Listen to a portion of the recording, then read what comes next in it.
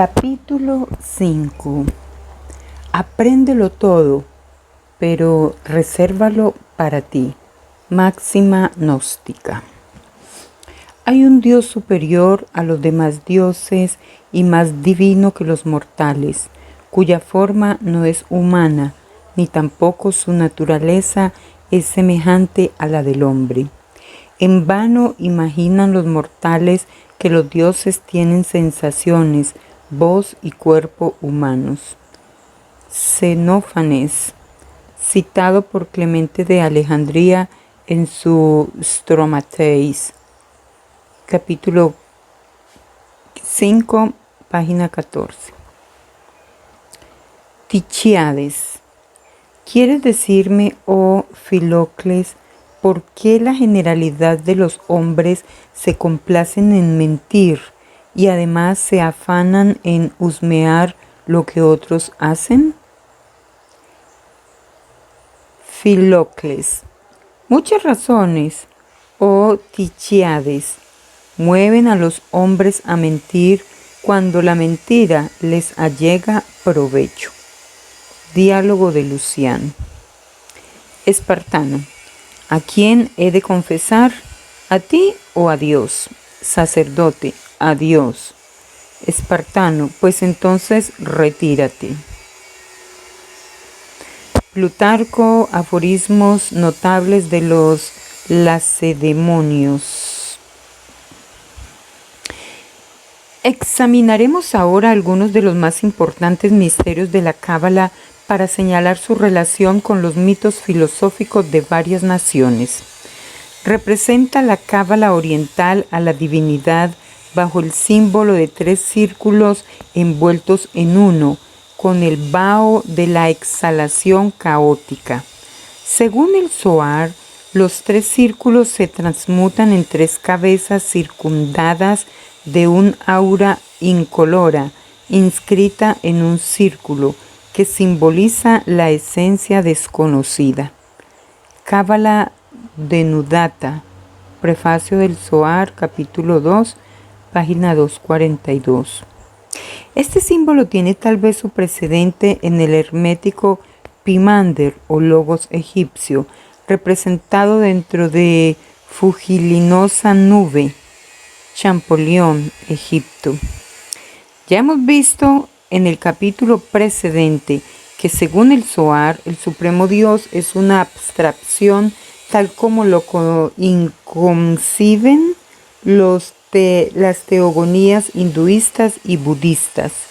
Los budistas niegan la existencia objetiva del absoluto.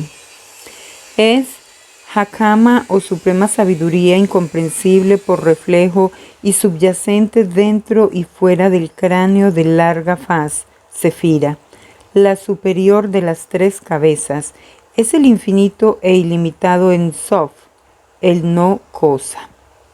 Desde luego que las 3 cabezas superpuestas están tomadas de los 3 hinduistas triángulos también superpuestos. La cabeza superior simboliza la Trinidad en el caos, del cual surge la Trinidad manifestada, el eternamente inmanifestado, ilimitado e incondicionado en Sof. No debe confundirse con el Creador, como suelen confundirlo los intérpretes. Todas las cosmogonías consideran pasiva la esencia suprema, pues por ser ilimitada, infinita e incondicionada, no tiene pensamiento ni idea, sino que actúa de conformidad a su propia naturaleza y de acuerdo con la necesidad de la ley, o sea, de sí misma. Por esta razón dicen los cabalistas hebreos que en Sof es no existente, pues como el finito entendimiento del hombre no alcanza a comprenderle, es como si no existiera para la mente humana. La primera emanación de En Sof es Séfira, o la corona. Al llegar la hora del periodo de actividad, la suprema esencia divina, cuya luz es para el hombre obscuridad, se explayó de dentro a afuera, según la inmutable y eterna ley, para emanar de sí misma una inteligente entidad espiritual. Hidra Sutta, Zohar, capítulo 2. La corona o primer sefirot, que contiene en su ser los otros 9 sefirot o entidades inteligentes, cuya totalidad está simbolizada en Adad Kadmon o protógonos andrógino o bisexual didumos, arquetipo de la humanidad. Esta entidad colectiva de los 9 sefirot se descompone en 3 tríadas, contenidas respectivamente en cada una de las 3 cabezas primordiales o trimurti trifásea de los hinduistas. La primera cabeza contiene a Sefira, la primera emanación, de la que a su vez emana Hakkama, sabiduría, llamada también Hak, principio activo masculino, y Binak, inteligencia, principio pasivo femenino, llamada también Jehová. Tenemos así la primera tríada Sefira Hak Kama Binak, de cuyo trino conjunto emana Hesed, misericordia, principio activo masculino, llamado también El, del que emana a su vez Jeburak, justicia, principio pasivo femenino, llamado también Eloa, de cuya unión con el masculino nace Tiperet, belleza. También clemencia, sol espiritual y divino Elohim. Así tenemos la segunda tríada o cabeza constituida por Hesed, Jeburak, Tiperet, que colectivamente emanan a Netzat, firmeza, principio activo masculino, Sabaoth, Jehová, del que a su vez emana Hod, esplendor, principio pasivo femenino, Sabaoth, Elohim, de cuya unión con el masculino nace Yesod, fundación, la poderosa entidad El Chai. Así tenemos la tercera tríada o cabeza constituida por Netzat, Hod, Yesod. La primera tríada simboliza el mundo mental, la segunda el mundo perceptivo, la tercera el mundo material. El 10º sefirot, representado en el diagrama del Zohar por el círculo infinito, está constituido por la duada Malkut, reino, y Sekinat, Adonai, querubín asimismo. Dice la Cábala: antes de dar forma al universo estaba aquel sin forma alguna ni semejanza con ninguna cosa. ¿Quién podrá comprender cómo era aquel antes de la creación si no tenía forma? Por eso está prohibido representarle por forma ni semejanza alguna, ni designarle por su sagrado nombre, ni aún simbolizarle en una letra o en un simple punto. El antiquísimo entre lo antiquísimo, el desconocido entre lo desconocido tiene forma y sin embargo no tiene forma. Tiene la forma en que conserva el universo y no obstante carece de forma porque no es posible concebirlo. Cuando por primera vez tomó forma en su primera emanación, Sefira, hizo que 9 espléndidas luces emanaran a su vez de ella. Hidra Sutta, Zohar, capítulo 3, página 288. Veamos ahora la cosmogonía hinduista. De aquel que es y sin embargo no es, del inmortal principio que subyace en nuestras mentes y no pueden percibirlo nuestros sentidos, nació Purusha, el divino andrógino, convertido después en Narayana, el espíritu flotante sobre las aguas, de Nara, Espíritu Santo, y Ayana, caos. Swayambhuva es para los brahmanes lo que en Sov para los cabalistas. La esencia desconocida. Ni los hinduistas ni los cabalistas podían pronunciar el nombre inefable, so pena de muerte. En las enseñanzas prevédicas de la India, la primera emanación de la esencia primordial es Nara, llamada también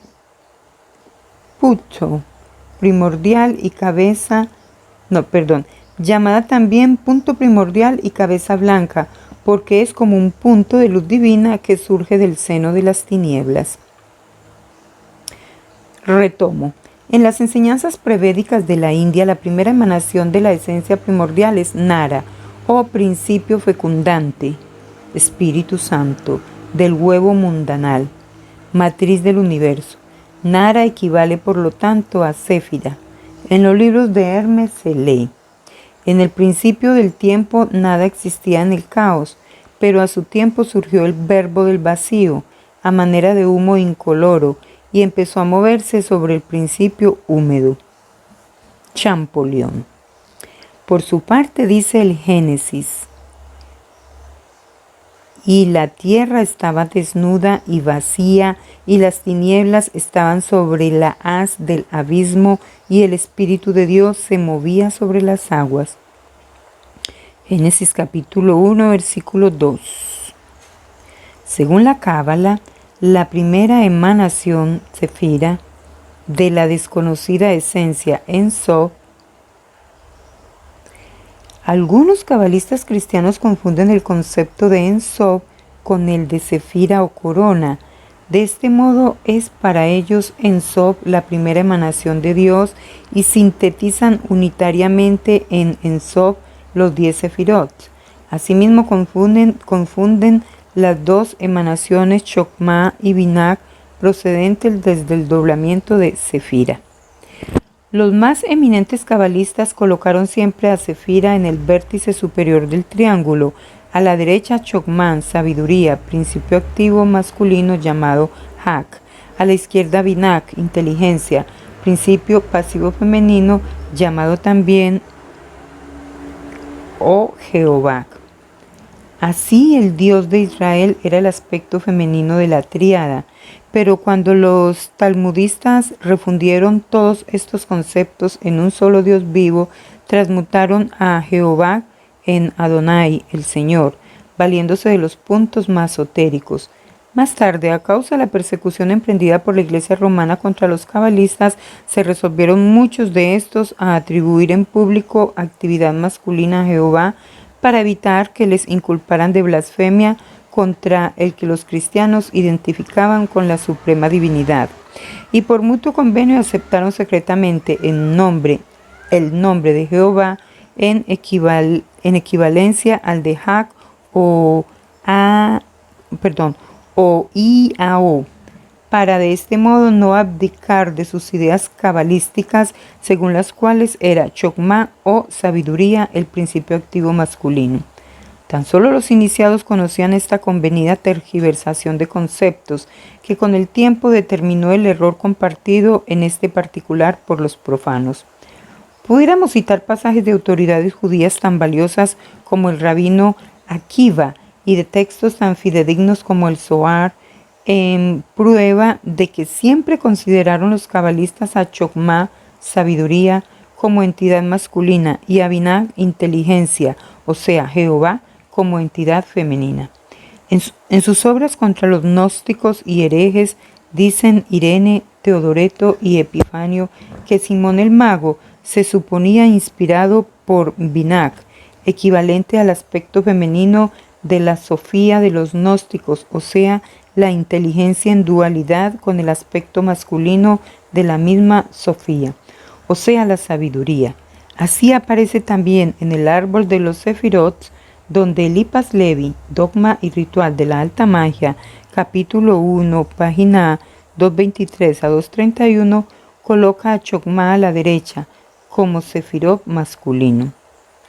La Cábala distribuye los 10 Sefirot en 3 grupos. Conviene a saber, Sefirot masculinos o de la derecha, Chokmah, Chesed y Netzah, llamados conjuntamente columna de misericordia. Sefirot femeninos o de la izquierda, Binah, Geburah y Hod, llamados conjuntamente columna de juicio. Sefirot del centro, Sefira, Tiperet y Yesod, llamados conjuntamente columna central. Según Mackenzie, en su libro Real Enciclopedia Masónica, página 407, son estas 3 columnas análogas a las 3 de sabiduría, fuerza y belleza que se ven en las lógicas masónicas, cuya flamígera estrella o mística luz de oriente corresponde a En Sof.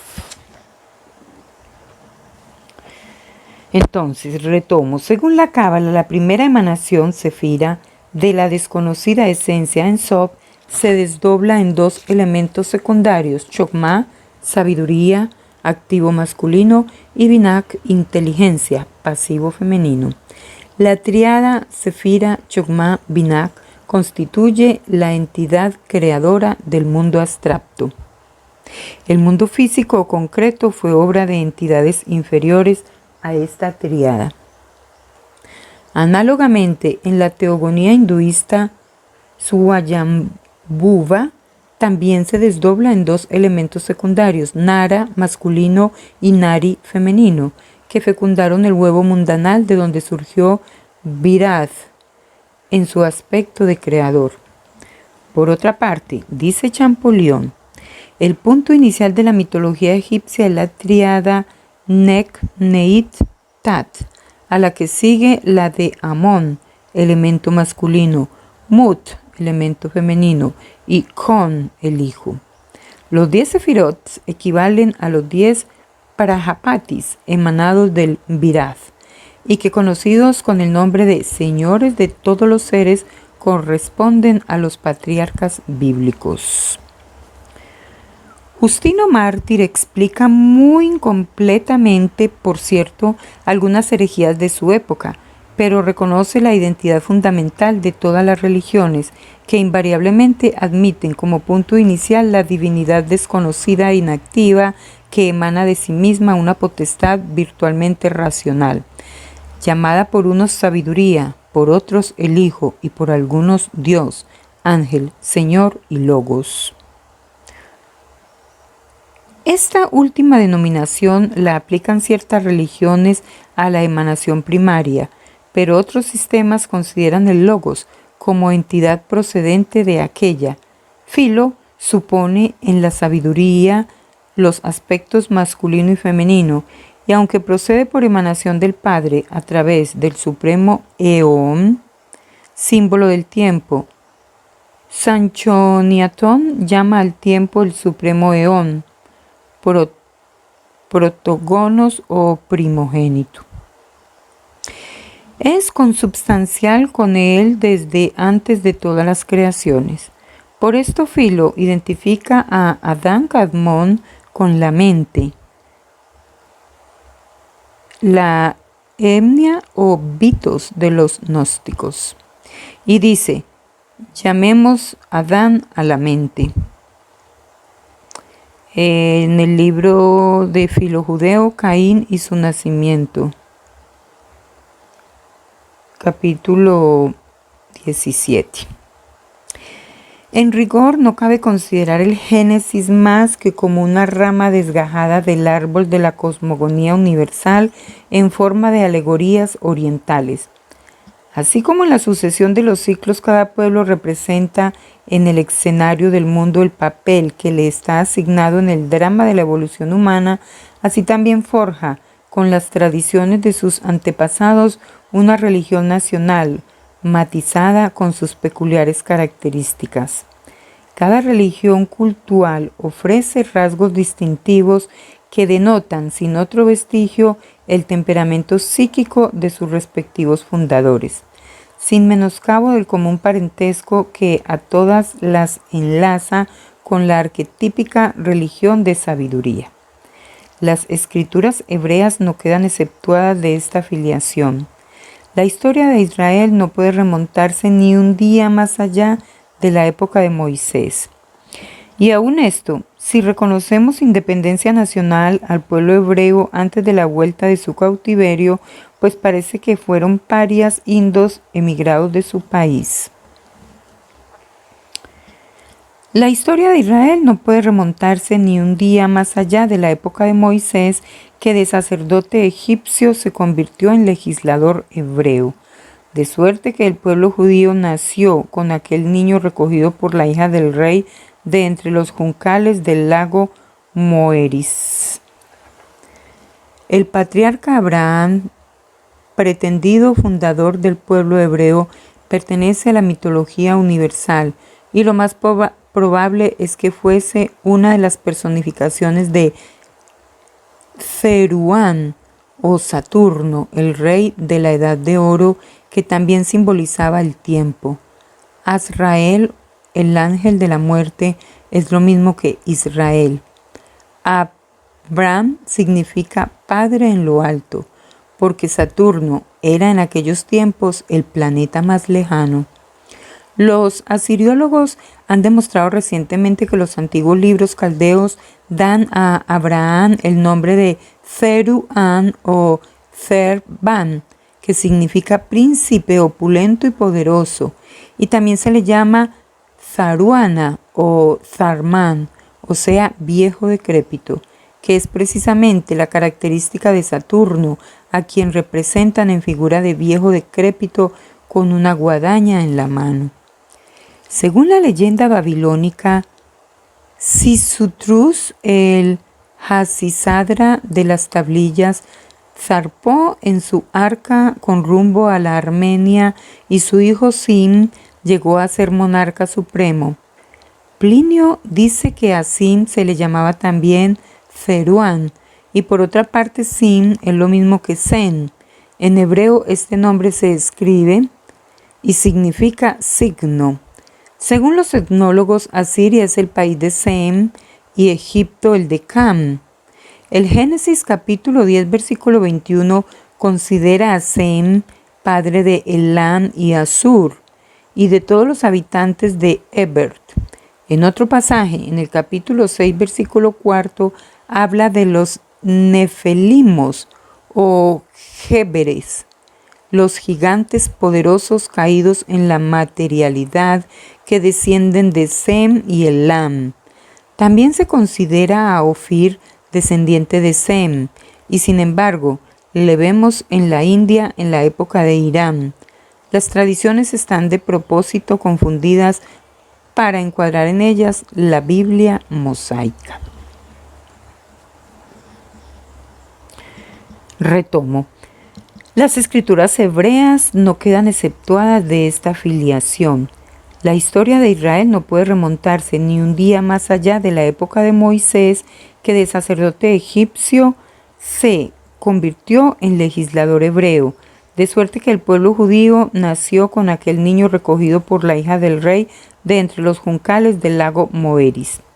Desde el primero al último versículo nada tiene que ver el Génesis con el pueblo escogido, sino que corresponde a la historia del mundo, y no es prueba en contrario que los escritores judíos se lo apropiaran cuando Esdras mandó recopilar los esparcidos textos sagrados que hasta hoy se han atribuido a revelación divina y son compendio de las universales leyendas de la humanidad. Sobre esto dice Bunsen que las tradiciones caldeas de la tribu natal de Abraham se remontan lo menos a 3000 años antes del abuelo de Jacob, y en ellas se descubren reminiscencias de fechas desfiguradas y mal comprendidas para señalar la genealogía de algunos personajes e indicar las épocas. Bunsen, Lugar de Egipto en la Historia Universal, capítulo 5, página 85. Por su parte afirma Alejandro Polishistor que Abraham nació en Camarina o Uria, ciudad de adivinos, y fue el inventor de la astronomía. La torre de Babel la construyeron mancomunadamente los hijos de Sem y de Can, pues en aquel entonces las gentes se consideraban de una misma raza y hablaban una sola lengua.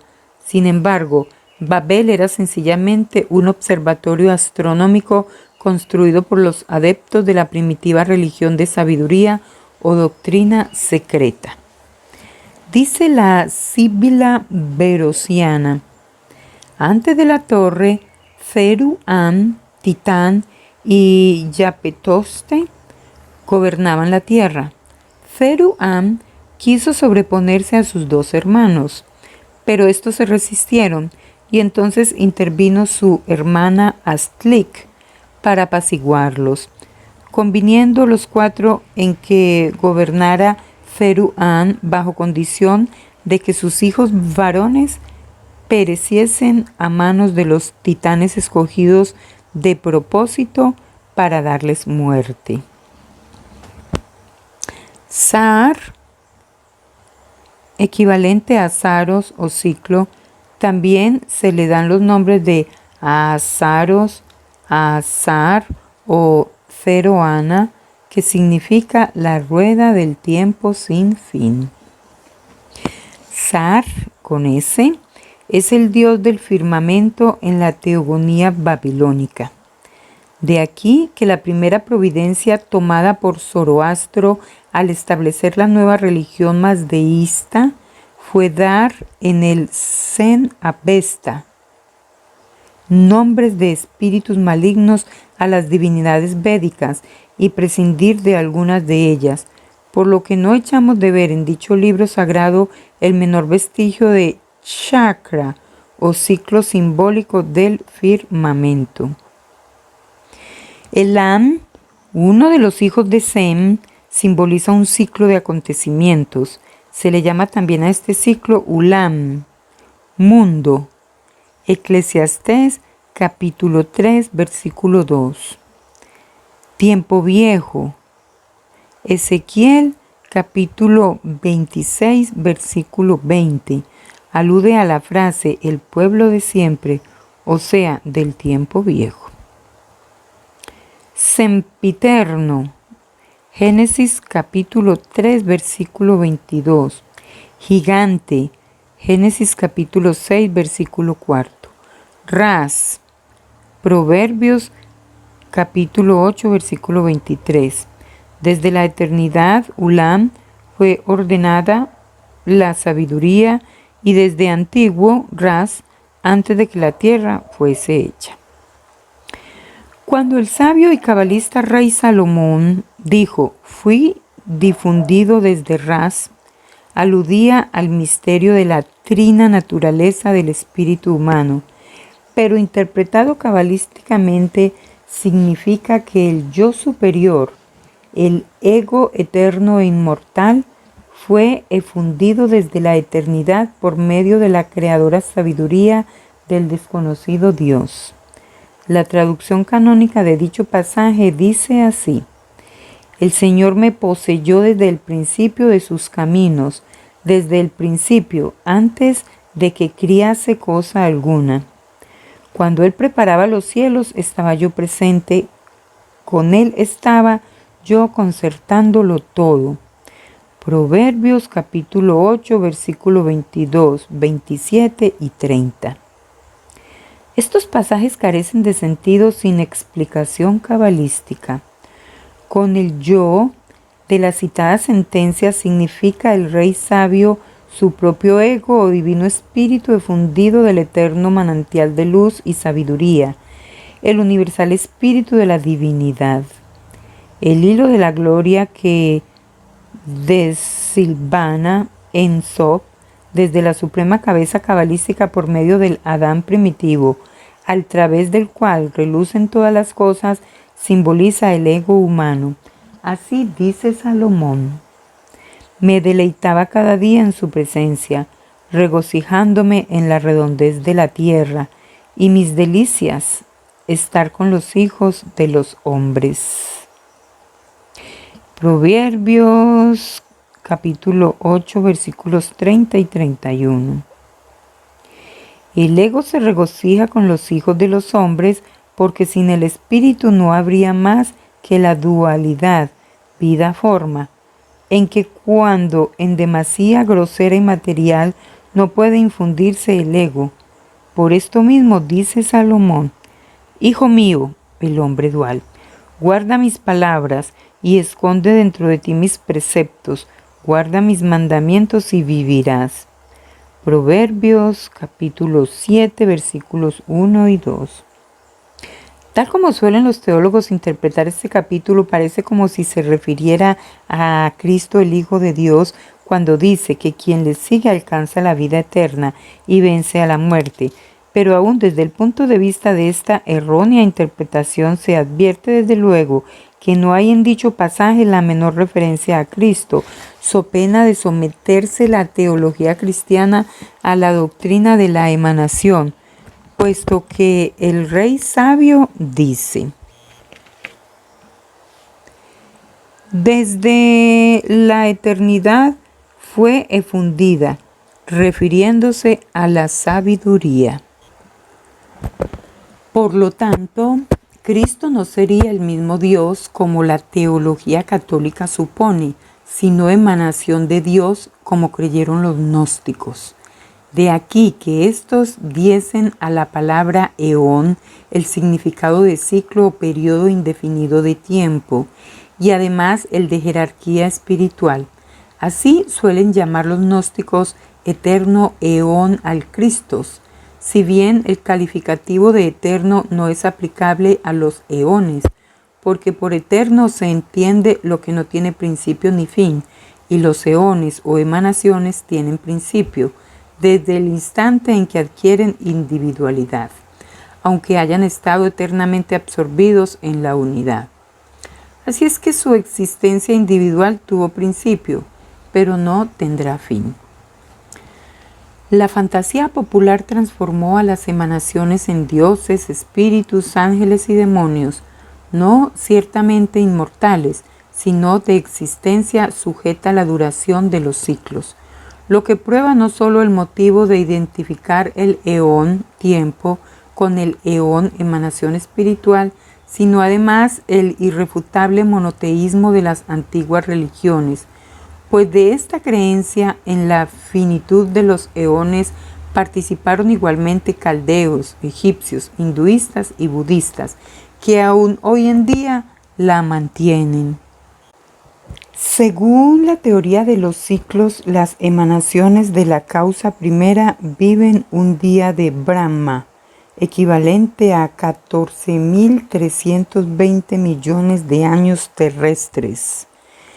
Al término de este ciclo dejarán de existir las divinidades inferiores y aún la misma Trimurti.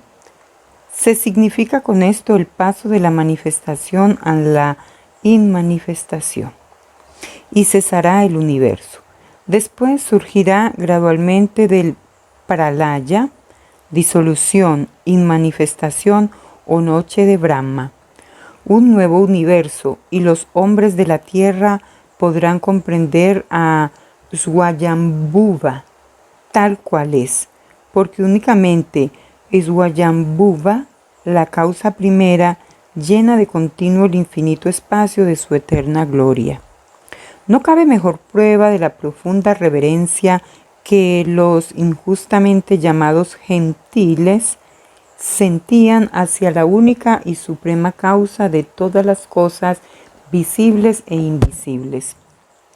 Por otra parte, de esta antiquísima doctrina derivaron los cabalistas sus enseñanzas, y en ella aprendieron los tanaimes a interpretar el Génesis en sentido coincidente con las enseñanzas de los Vaibhavikas o budistas de Nepal. Y como estos creyeron en la eternidad e indestructibilidad de la materia y en muchas creaciones y destrucciones de universos que existieron antes del nuestro, hubo antes mundos que ya perecieron. Hidrasutta Zohar 3.2.92.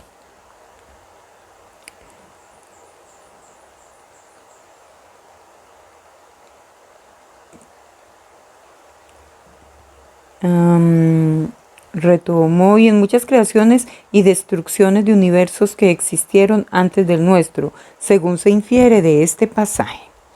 Así vemos que el santo, cuyo nombre bendito sea, creó y destruyó sucesivamente varios mundos antes de crear el nuestro, y al crearlo dijo: este es bueno, los otros no me complacieron.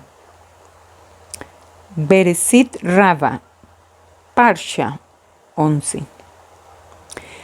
Además, también coinciden cabalistas y svabhavikas, a quienes injustamente se les tilda de ateos, en creer que a favor del impulso inicial dado a la materia por Séfira o potestad creadora inherente a la esencia suprema, cada ser engendra a su semejante, sin necesidad de creaciones individuales, con arreglo al tipo que le precede inmediatamente en la gradación del universo. Así lo da a entender el siguiente pasaje. El ilimitado, incomprensible y absoluto punto surgió de sí mismo, y su resplandor sirvió de vestidura a los puntos indivisibles que también se dilataron por sí mismos. De este modo, todas las cosas nacieron de una perpetua agitación hasta que finalmente apareció el mundo. Zohar, capítulo 1, 20. Los libros zoroastrianos correspondientes a la época en que el hierofante y rey Darío restauró el culto de Ormazd con las puras enseñanzas de la primitiva sabiduría oculta, hablan del Ceruana o tiempo sin límites, equivalente al chakra o ciclo de los brahmanes, simbolizado en el dedo con que al cielo señalan las imágenes de los dioses mayores. Más adelante examinaremos la relación del ciclo hinduista con el cero de los místicos números pitagóricos y con el dios Iao o suprema divinidad de los misterios. La identidad de este símbolo en todas las religiones antiguas basta para demostrar su común procedencia de una misma fe primitiva. Dice Max Müller, la S sánscrita equivale a Z y H. Esto sabido, resulta inteligible el nombre geográfico Apta hindú que aparece en el Avesta, con solo mudar la H en S y leer Sapta Sindhu o país de los siete ríos, nombre védico de la India. Viruta de un taller alemán, capítulo 1, página 81. El Avesta no es ni más ni menos que la exposición parcialmente exotérica del espíritu o secreto significado de los Vedas. Tan solo es posible llamar tiempo sin límites al ser eterno sin principio ni fin, designado por los mazdeístas con el nombre de Ceruana Akarene, el que siempre ha existido, cuya gloria es demasiado intensa y cuya luz demasiado brillante para que la mente humana le comprenda y los ojos lo contemplen. Según la teogonía zoroastriana o mazdeísta, la primera emanación de Ceruana Akarene es Ormazd, el rey de vida, la luz eterna que del seno de las tinieblas donde se ocultaba desde toda eternidad se manifestó al exterior. Por su palabra o logos creó Ormazd el mundo intelectual arquetípico y transcurridos 3 ciclos mayores, los 1000 años de que habla el sistema zoroastriano corresponden, según la doctrina secreta, a un ciclo de sentido alegórico, cuya duración tan solo conocen los iniciados. Y transcurridos 3 ciclos mayores, creó el mundo material en 6 periodos. Ormuzd emanó de sí los 6 Amsaspendas o primarios hombres espirituales intermediarios entre él y su universo. De Ormazd, llamado también Ahura-Mazda, considerado como logos, emanó Mitras, jefe de los 28 Icedas o ángeles tutelares de las almas humanas. Los ferueres son las ideas abstractas de todas las cosas, concebidas en la mente de Ormazd, antes de asumir forma concreta. Equivalen a las privaciones de Aristóteles, o sean las cosas sin forma ni substancia. El judaísmo tomó muchos conceptos del mazdeísmo. Según las escrituras mazdeístas, Ormazd le dice a Zaratustra que su nombre es Ammi, yo soy, y en otro pasaje se llama a sí mismo Ammi Yad Ammi, que significa yo soy quien soy. Como se ve, las escrituras hebreas copiaron esta frase para atribuírsela a Jehová en sus comunicaciones con Moisés. La cábala rabínica adoptó la teogonía mazdeísta sin otra alteración que el cambio de nombres, y más tarde se la incorporaron los gnósticos con algunas adiciones del semimago, seminóstico Manes. De los calumniosos y parciales tratados de los padres de la Iglesia no es posible inferir las verdaderas doctrinas de los basilideanos, valentinianos y marcionitas, sino que es preciso descubrirlas en los restos de las obras de los nazarenos bardesanesianos, ya que no existe ningún manuscrito original de aquellos jeresiarcas. Sin embargo, aunque el mundo lo ignore, todavía subsisten en el Líbano y Palestina comunidades religiosas que conservan secretamente libros y tradiciones de los ofitas. Durante más de 1000 años han estado la verdad encubierta en estos parajes, y resulta de ello que el verdadero sistema ofita difiere notablemente del que exponen Orígenes en la antigüedad y Mater en los tiempos modernos. Mater, Historia crítica del gnosticismo, página 60. La Trinidad cabalística sirvió de modelo a la cristiana, pues ya dijeron los cabalistas: el anciano cuyo nombre sea bendito tiene 3 cabezas, pero las 3 son una sola. Hidra Sutta, Zohar, capítulo 3, página 288. Triacapita sculpta sun unum intra alterum et alterum supra alterum. 3 cabezas están una dentro de otra y una sobre otra. La primera cabeza simboliza la sabiduría oculta, sapientia abscondita, y en ella se esconde el anciano, concepto equivalente al de la mónada pitagórica. Se esconde el anciano en impenetrable misterio. Es una cabeza que no es cabeza. Caput quod non est caput, pues nadie puede saber lo que esta cabeza encierra. No hay mente capaz de abarcar esta sabiduría. Zohar, sección 2. El Señor Santissimus está rodeado por las 3 cabezas. Es la eterna luz de sabiduría, y la sabiduría es el manantial de toda manifestación. Las 3 cabezas se incluyen en la cabeza que no es cabeza, y las 3 cobijan la faz corta, emblema del Hijo, de modo que iluminan con su luz todas las cosas. En Sof emite un hilo desde Al, equivalente al concepto del Padre en la Trinidad. Y la luz sigue la dirección del hilo hasta explayarse por medio de Adán Kadmon, Adán primario, que permanece oculto mientras el plan de la manifestación no está dispuesto, statum dispositionis. El hilo atraviesa de cabeza a pies al oculto Adán, donde se encubre la figura del hombre, equivalente al concepto del Padre en la Trinidad. La idea de la unidad trina puede compararse para su mejor comprensión a la naturaleza química de la llama, que quien la observe verá como 2 luces, una blanca y brillante hacia arriba y otra azulada oscura hacia abajo. La blanca se eleva a lo alto y la azulada parece como el asiento de la primera, y sin embargo las 2 son una sola y única llama. El asiento azulado está, no obstante, en relación directa con la materia combustible, situada todavía más abajo. La llama brillante nunca muda de color y permanece siempre blanca, pero en la llama azulada se notan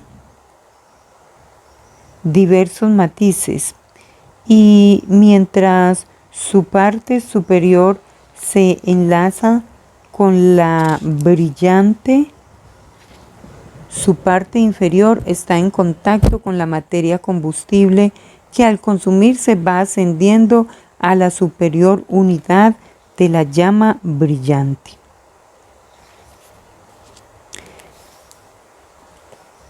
Esto está en el Zohar, capítulo 1, página 51.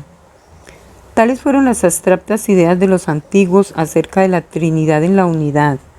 El hombre terreno, microcosmos del macrocosmos, o reflejo del celeste arquetipo humano, Adán Kadmon, es también trino, pues tiene cuerpo, alma y espíritu.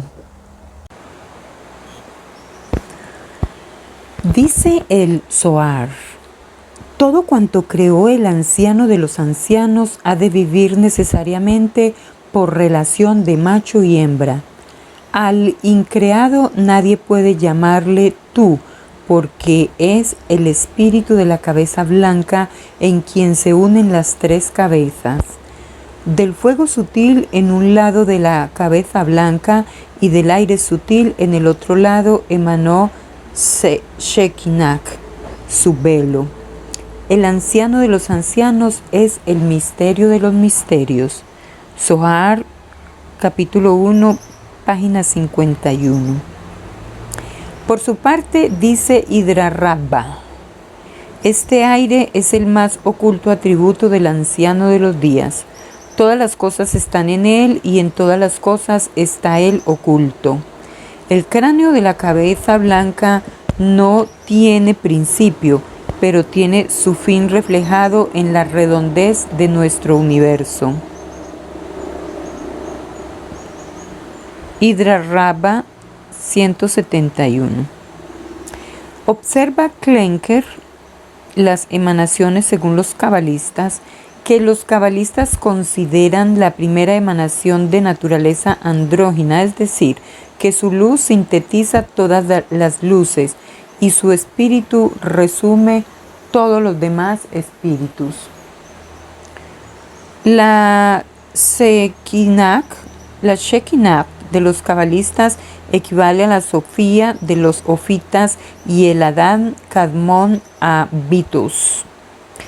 Pero con intento de ocultar su sistema de emanaciones a la curiosidad de los profanos, identificaron a Kadmon, hombre arquetípico, fuente de luz o Pimander, con Enoía o mente de Vitos o el abismo. Tanto los nazarenos como los gnósticos se valieron de personificadas alegorías para expresar sus conceptos, y así dijeron que el primero y el segundo hombres se enamoraron de la belleza de Sofía o Céfira, la primera mujer, que por ellos fecundada concibió al Cristos, el ungido o rey Mesías, símbolo de la luz visible, así como Cefira o mujer celeste simboliza la luz invisible o espiritual. Que por ellos fecundada concibió al Cristos o Adán de carne, que antes de su caída estaba cobijado por el espíritu de Adán Kadmon, llamado también Adón, Adonai o Adonis. Su padre, retomo.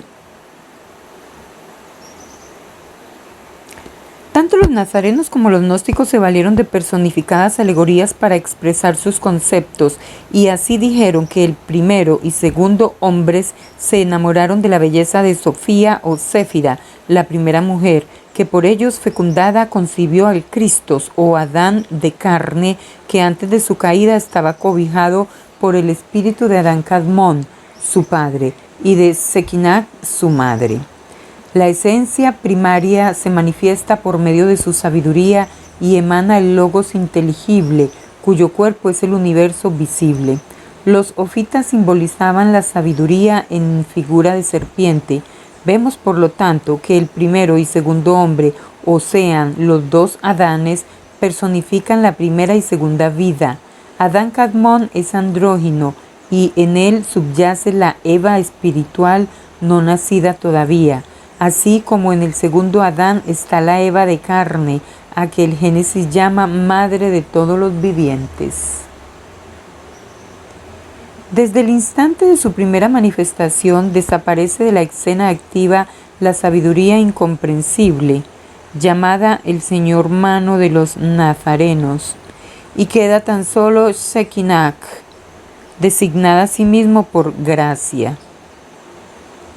La novena emanación de Cefira, Cefira o corona de los cabalistas, que según estos, por ser la luz más íntima de todas las luces, es de la propia substancia de las tinieblas.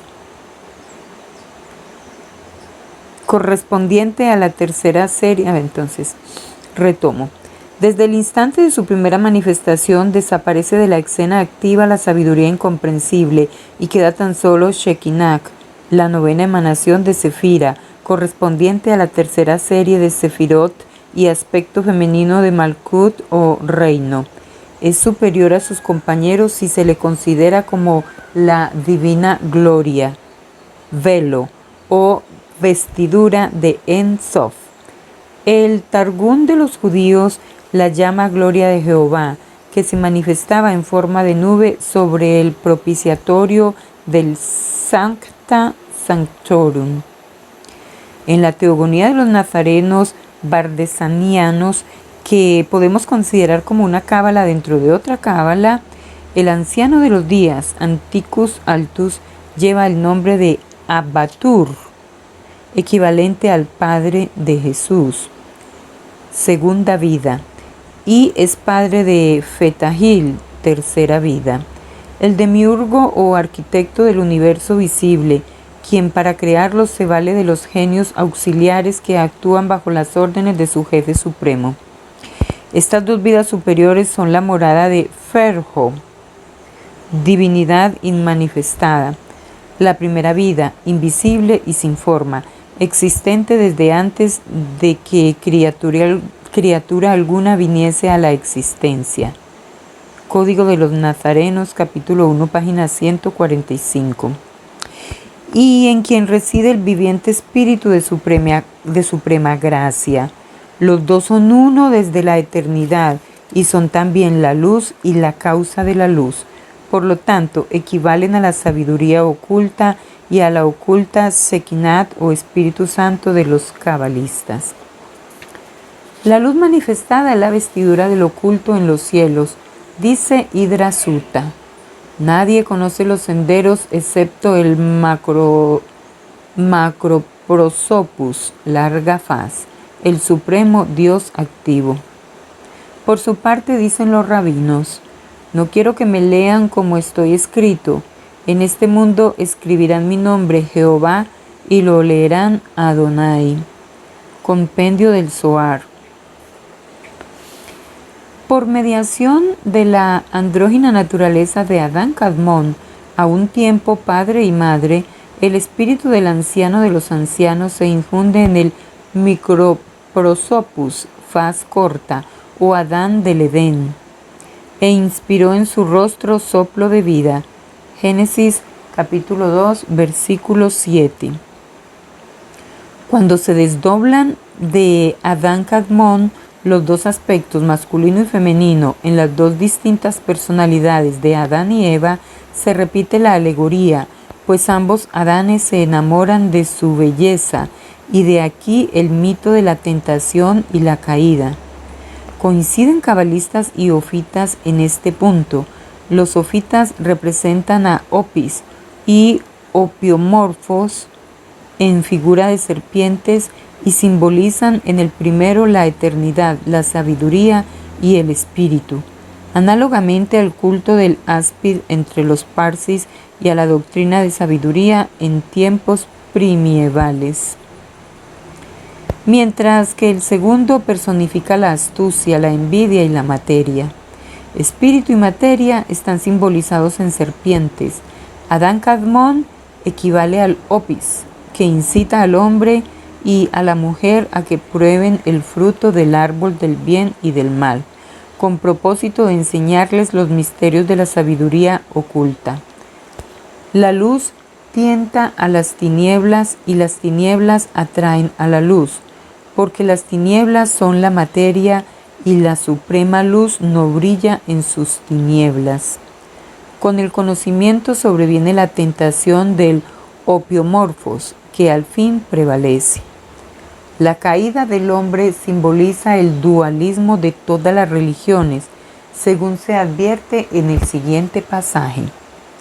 Y Adán conoció a Eva, su mujer, la cual concibió y parió a Caín, diciendo, Kiniti ais Yava, he adquirido un hombre por Dios. Génesis capítulo 4, versículo 1. Cun arbore peccati Deus creatit seculum. Cotejemos ahora este sistema con el de los nazarenos y otras escuelas. Según los nazarenos, Ish Amón El pleroma o ilimitado círculo donde están todas las formas es la mente divina que opera en el silencio. De pronto la luz brota de las tinieblas y aparece la segunda vida que a su vez engendra la tercera.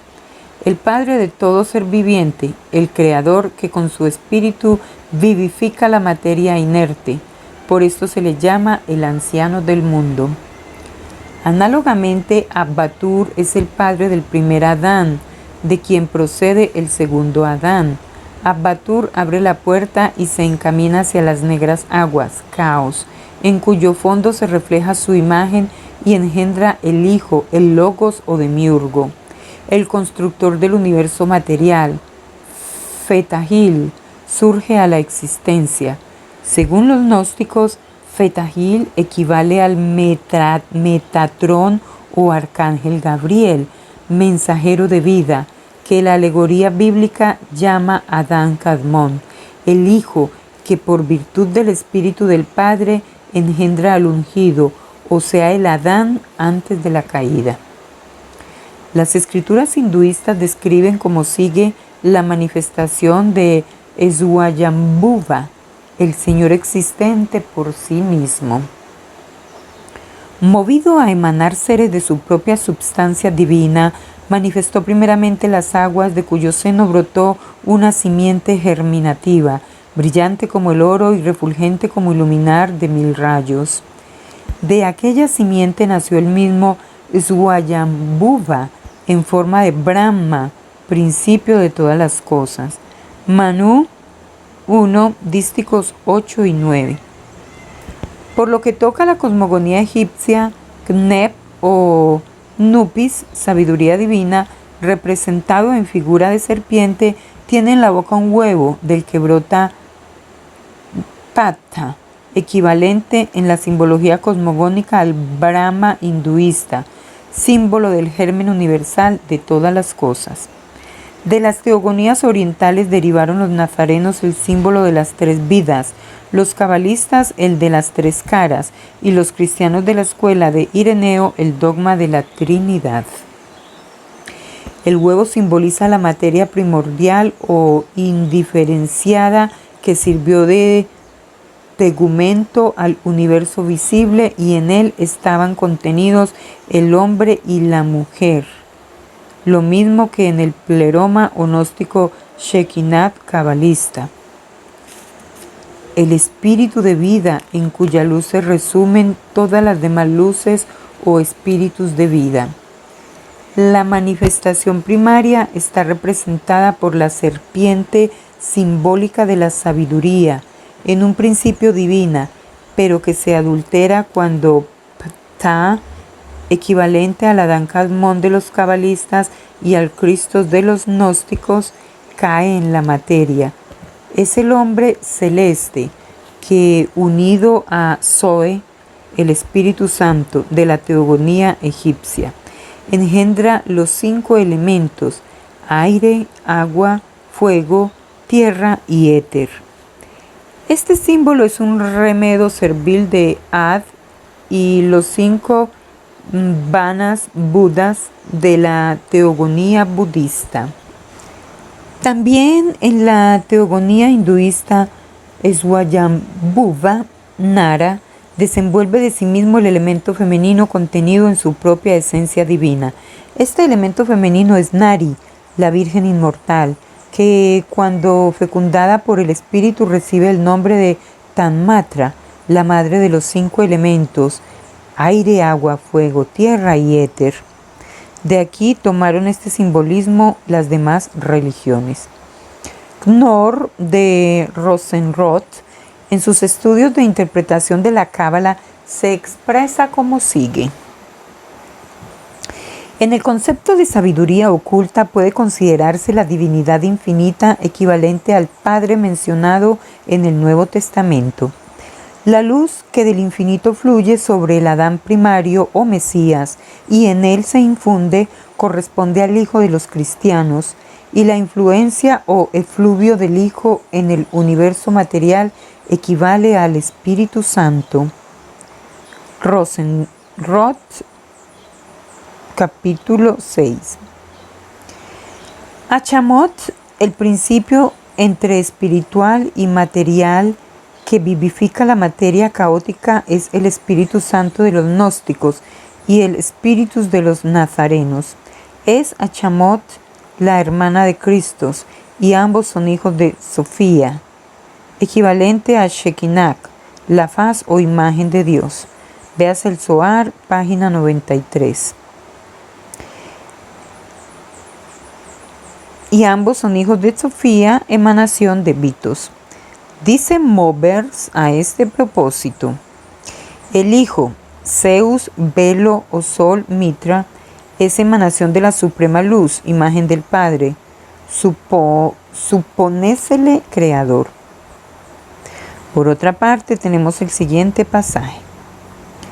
Dicen los filósofos que el aire primordial es el anima mundi, pero la vestidura Shekinah es superior al aire primordial, puesto que está íntimamente unida al ilimitado Ein Sof. Cábala Denudata 2, capítulo 2, página 236. Así resulta Sofía equivalente a Shekinah y Hachamot equivalente al anima mundi o luz astral de los cabalistas, que contiene el germen espiritual y material de todo cuanto es. Hachamot, como la Eva bíblica, es la madre de todo lo viviente. El sistema nazareno admite tres trinidades análogas a las tres del sistema prevédico. Los escasos traductores de la Cábala, el Codex Nazareus y otras obras de abstrusa metafísica se extravían en el intricado laberinto de nombres, sin esperanza de clasificarlos ordenadamente, pues unas hipótesis se oponen contradictoriamente a otras, cuando con tanta facilidad pudiera llevarse a cabo este trabajo. Y aún ahora, en que la lectura y traducción del sánscrito antiguo ofrece menos dificultades, no sospechan ni siquiera los comentadores que las por ellos llamadas filosofías semítica, camítica y turania tengan la clave en las escrituras hinduistas. Sin embargo, así lo demuestran los hechos. El sistema nazareno admite tres trinidades análogas a las tres del sistema prevédico, según nos muestra el siguiente cuadro sinóptico. Tenemos Trinidad hinduista: Nara, Parapurusha; Nari, Mariatma; Virat, Brahma.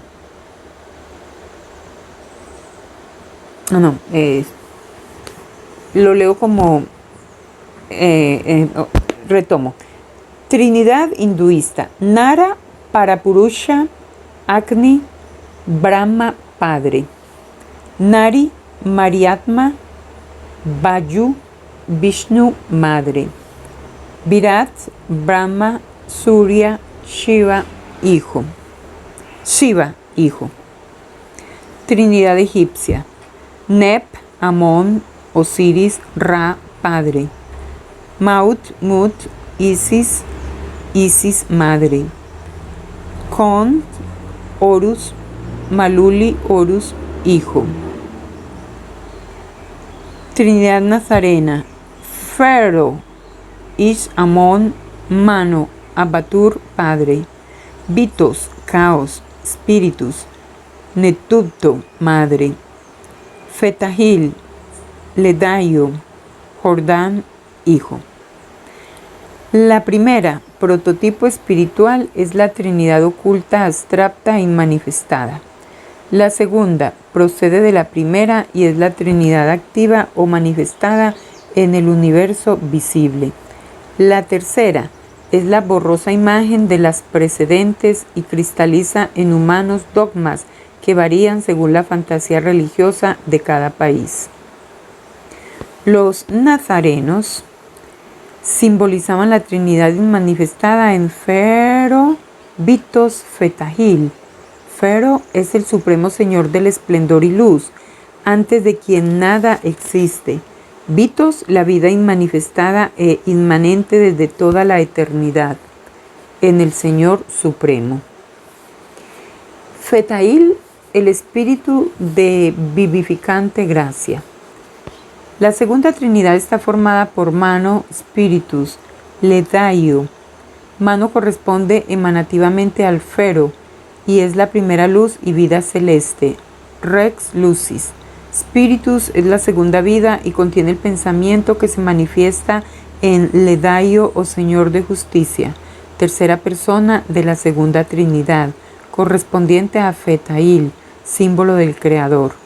La tercera Trinidad está formada por Abatur, Netupto, Jordán, emanados en sucesiva correspondencia de las dos Trinidades procedentes.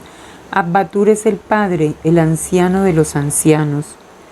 Ancient senen sui obtegenten et grandamum mundi, de quien procede Netupto, y ambos engendran a Jordán, equivalente al Cristos. La conjunción de nombres y denominaciones a que alude la autora dificulta en extremo la comprensión de los pasajes en que los comentadores exponen con variadísima y contradictoria terminología el concepto trinitario de las antiguas religiones y escuelas. Con objeto de fijar en lo posible la nomenclatura simbólica de los antiguos y más particularmente la del sistema nazareno, nos hemos atenido con todo rigor a las denominaciones dadas por la autora a las personas de las tres Trinidades. Conviene esta advertencia para conestar de antemano las aparentes incongruencias del texto. Nota del traductor. Según las alegorías nazarénicas, en el arcano o asamblea de esplendor iluminada por Mano, de quien emanan las chispas de esplendor, se levantaron los genios que moran en la luz y fueron al visible Jordán de fluyentes aguas para reunirse en consejo y evocar al Hijo unigénito, Ledaio, el Señor de justicia de imagen imperecedera que no puede concebirse por reflejo. Mano es el príncipe de los 7 eones, cuyos nombres apuntan los nazarenos como sigue. Mano res lucis, aiar shibo ignis vivus lux vita aqua viva, eón que presidía a los bautismos en el Jordán, e ipsa vita. El Mano de los nazarenos es, después de todo, copia calcada del primario Manu de los hinduistas, emanación de Swayambhuva, de quien sucesivamente proceden los otros 6 Manúes o prototipos de las razas humanas, simbolizados en las 7 lámparas ardientes, que son los 7 espíritus de Dios. Apocalipsis capítulo 4, versículo 5. De nuevo reconocemos en Fetail el origen de la doctrina cristiana, dice el evangelista. Y vuelto vi 7 candelabros de oro, y en medio de los 7 candelabros de oro a uno semejante al Hijo del Hombre, y su cabeza y sus cabellos eran blancos como lana blanca y como nieve, y sus ojos como llama de fuego, y sus pies semejantes a latón fino cuando está en un horno ardiente. Apocalipsis capítulo 1, 12, 13, 14 y 15. Y aquí repite el apóstol cabalista las palabras de Ezequiel y Daniel. Y sobre el firmamento había una semejanza de trono, y encima una semejanza como aspecto de hombre, y vi como apariencia de electro, a manera de aspecto de fuego.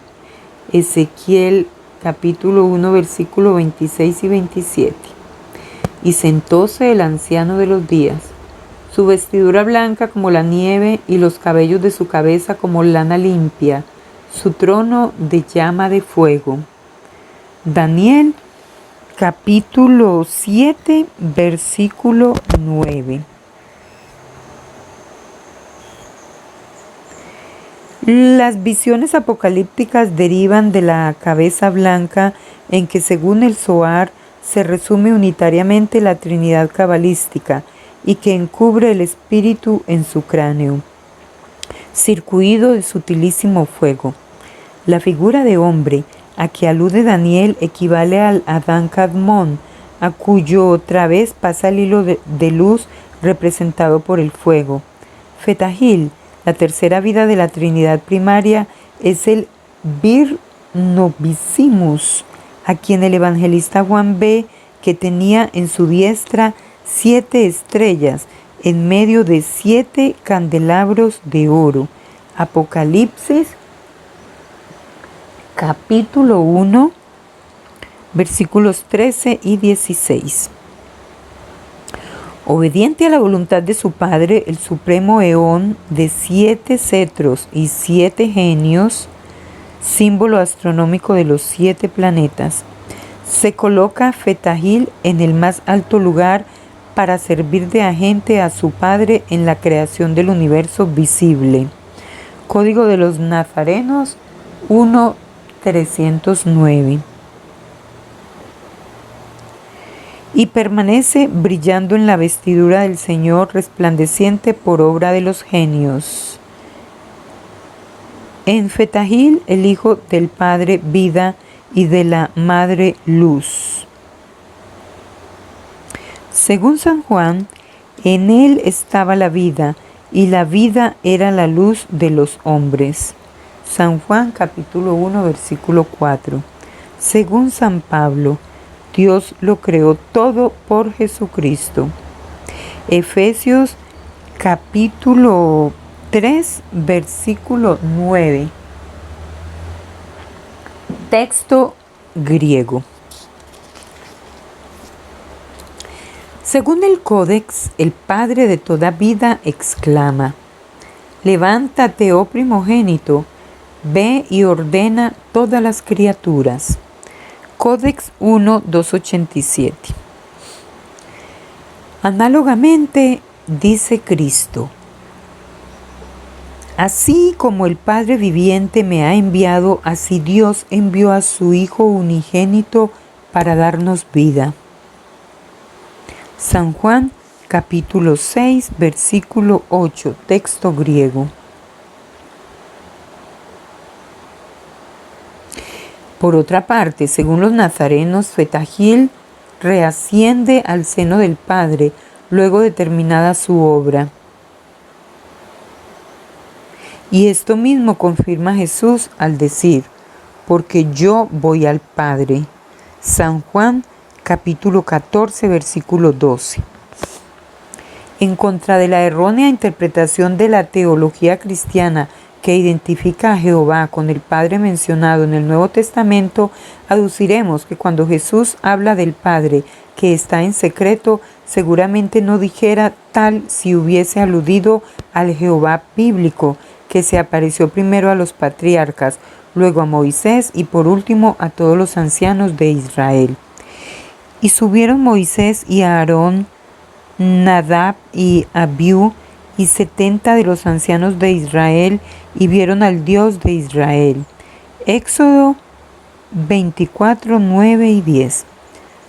Cuando Jesús dice que el templo es la casa de su Padre y que pudiera destruirlo y reedificarlo en 3 días, no se refiere a la fábrica arquitectónica de sillería, sino al cuerpo físico, que según el sabio cabalista Salomón es en todo hombre el templo de Dios, es decir, de su individual espíritu.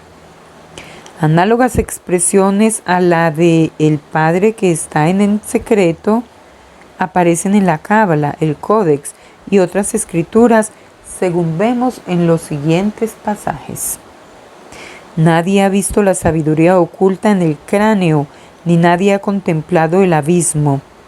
Vitos. También Simón el Mago predicaba al Padre desconocido de todos. Ireneo, Homilías Clementinas 1.22. Además, la Cábala dice: el Hijo del oculto Padre, que mora en luz y gloria, es el ungido, Seir Ampin, que sintetiza en sí los 10 sefirot. Es el Cristos, el hombre celeste, por cuya mediación creó el Espíritu de Dios todas las cosas. Efesios capítulo 3 versículo 9. Y produjo los 4 elementos: aire, agua, fuego y tierra.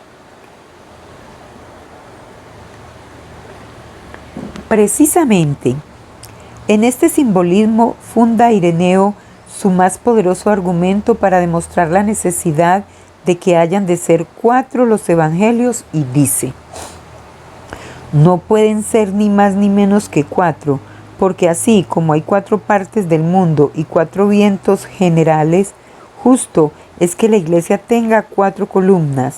Además, los querubines también son cuatrifáseos y sus rostros cuádruples son símbolos de las obras del Hijo de Dios, del Verbo, del Hacedor de todas las cosas, que se sienta más arriba de los querubines.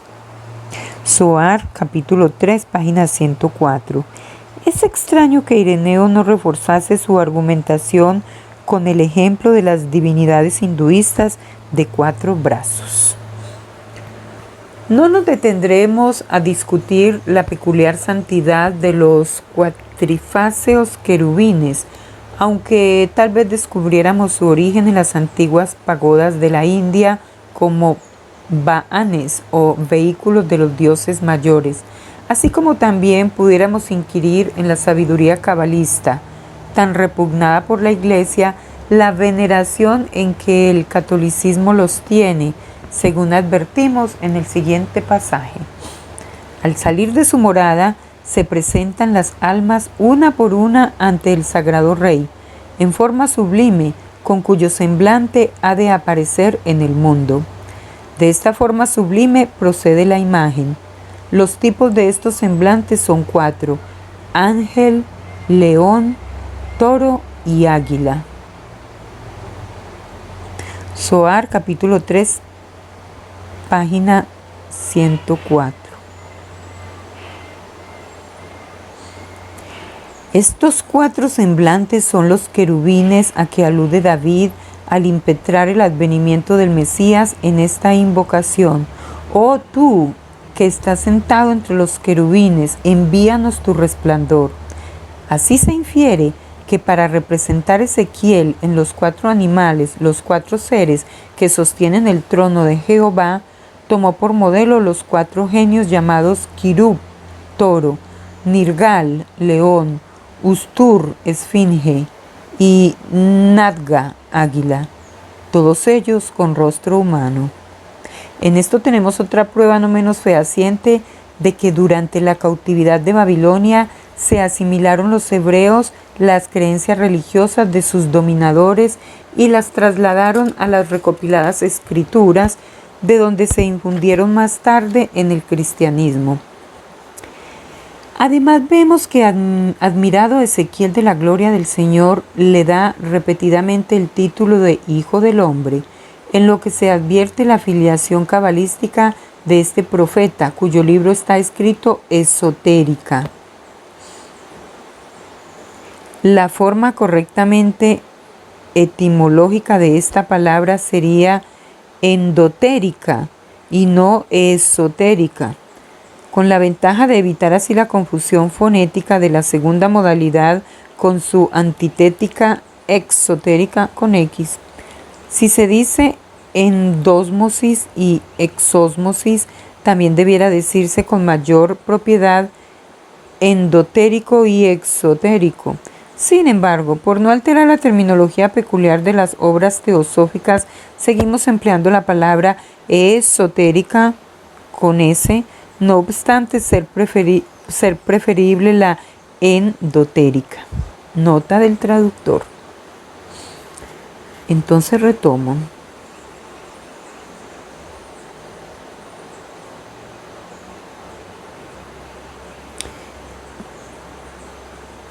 Además, vemos que admirado Ezequiel de la gloria del Señor le da repetidamente el título de Hijo del Hombre, en lo que se advierte la filiación cabalística de este profeta, cuyo libro está escrito esotérica y exotéricamente, exotérica con X, con significado idéntico al del Apocalipsis. Los cabalistas conferían el título de Hijo del Hombre a todos los profetas, y asimismo se lo aplicó Jesús.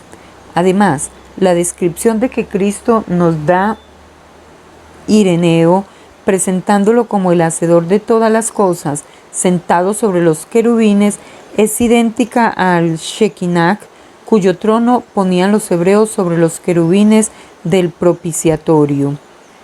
Por otra parte, el simbolismo cabalista llama serafín o querubín al 10º sefirot, apellidado Gloria, cuyo símbolo es la columna de la izquierda, Box, del templo de Salomón, mientras que el 9º sefirot, Victoria, corresponde a la columna de la derecha, Hachin. La denominación Hijo del Hombre solo pueden emplearla los cabalistas, y así es Ezequiel el único profeta que la usa, porque los demás no estuvieron tan versados en la ciencia cabalista. Representa la cábala colectivamente los sefirot en figura de un hombre, Seir Anpin, formado por multitud de círculos dispuestos en 243 números correspondientes a las distintas jerarquías celestes. Según apunta King en su obra Los gnósticos y sus huellas, es muy posible que la figura del Seir Anpin tuviese por modelo el Brahma hinduista, de cuyos miembros nacen las 4 castas. La descripción que da Ezequiel de la figura de 4 criaturas vivientes con 4 rostros cada una y las manos de un hombre bajo sus alas, Ezequiel capítulo 1 versículos 6 y 8, ofrece notable analogía con la imagen escultórica de Visvakarma, hijo de Brahma, existente en una de las sagradas cuevas de Ellora. A Brahma y Júpiter se le daba el título de Padre de los hombres. En las representaciones budistas del monte Meru, llamado por los birmanos Mi-enmo y por los siameses Sirenu, vemos el simbolismo original de Adán Kadmon o Seir Anpin, el hombre celeste, en quien se sintetizan los eones en sus diversas jerarquías de sefirot, potestades, tronos, virtudes y dominaciones que de él derivó posteriormente la cábala. La representación budista del monte Meru consiste en 2 columnas unidas por un arco cuya bóveda en forma de media luna es la morada de Adi Buda, la suprema sabiduría o invisible divinidad. Bajo el punto culminante de esta bóveda se extiende el círculo representativo de la primera emanación del Absoluto. El círculo de Brahma, según los hinduistas, y el primer avatar o manifestación del Buda, según los budistas. Representativo de la primera emanación del Absoluto, que corresponde al Adán Kadmon, con los 10 sefirot inmanentes en él. Del círculo de Brahma emanan otros 9, circuidos por el 10º, que algunas veces están figurados en la representación por pagodas, cuyos nombres expresan atributos de la divinidad manifestada. Siguen más abajo los 7 planos o esferas celestes, cada una de ellas rodeada por un mar. Son las mansiones de los devatas o dioses, cuya pureza y espiritualidad decrece en proporción de su cercanía a la tierra. Después se ve el monte Meru formado por 3 grandes círculos, símbolo de la Trinidad del hombre, con infinidad de otros menores en su interior. Quienes conozcan el valor numérico de la letra de los nombres bíblicos, como el de la gran bestia del Apocalipsis, el de Mitra y otros, podrán inferir fácilmente la identidad de las divinidades del monte Meru y de las emanaciones de los cabalistas. También cabe equiparar unos y otras a los genios que, según los nazarenos, tenían asignadas funciones peculiares en perfecta correspondencia con el simbolismo de la doctrina secreta, tal como se enseñaba en los tiempos arcaicos. Apoyado en las reglas dadas por el obispo Newton para interpretar el significado de los textos por el valor numérico de las letras, da King en su obra Los gnósticos y sus huellas vagas insinuaciones sobre el particular, que sin embargo corroboran nuestra aserción. Este eminente arqueólogo que tanto tiempo empleó en el estudio de las joyas gnósticas demuestra que toda dicha teoría está copiada de la índica. El Durga o aspecto femenino de las divinidades orientales corresponde al concepto que los cabalistas simbolizan en la celeste jerarquía de las virtudes, aceptada rutinariamente por los padres de la Iglesia y desfigurada más tarde por los teólogos cristianos.